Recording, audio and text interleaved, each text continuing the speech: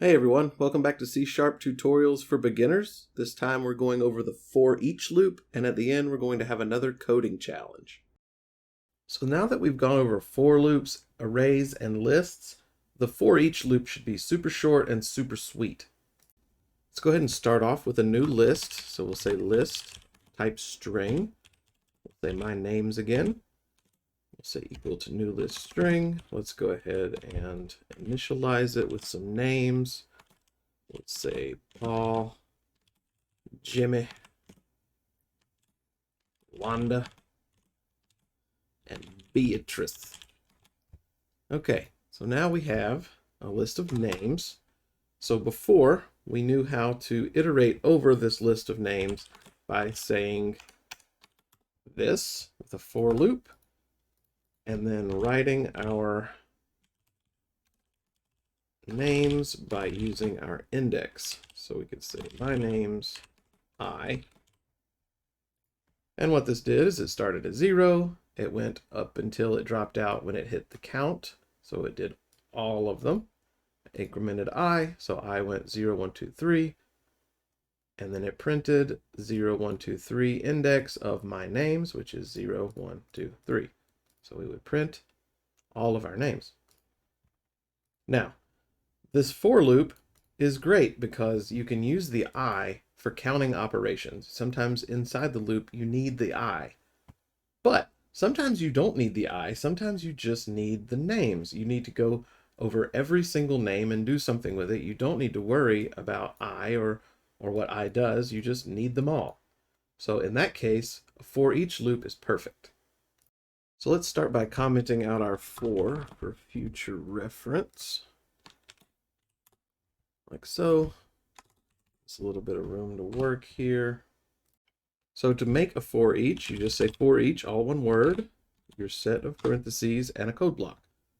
Now what goes in the parentheses is a lot more simple than what goes in a for.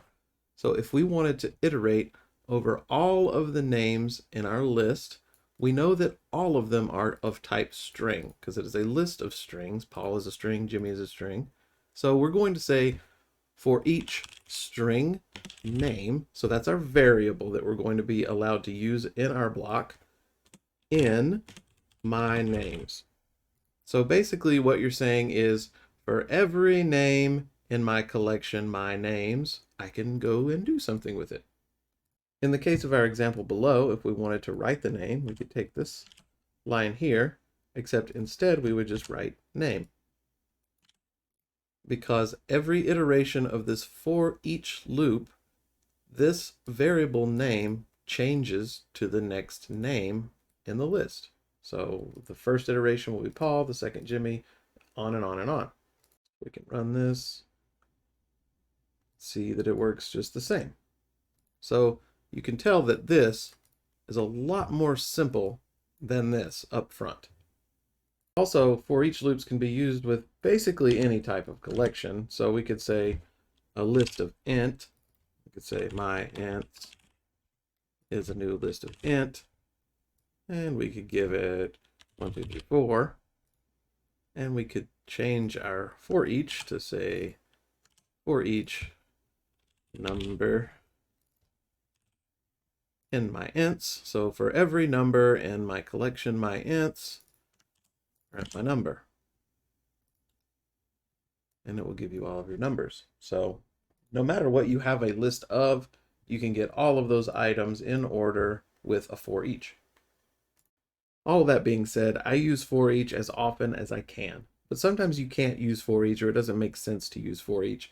Say if you needed to go backwards through your names.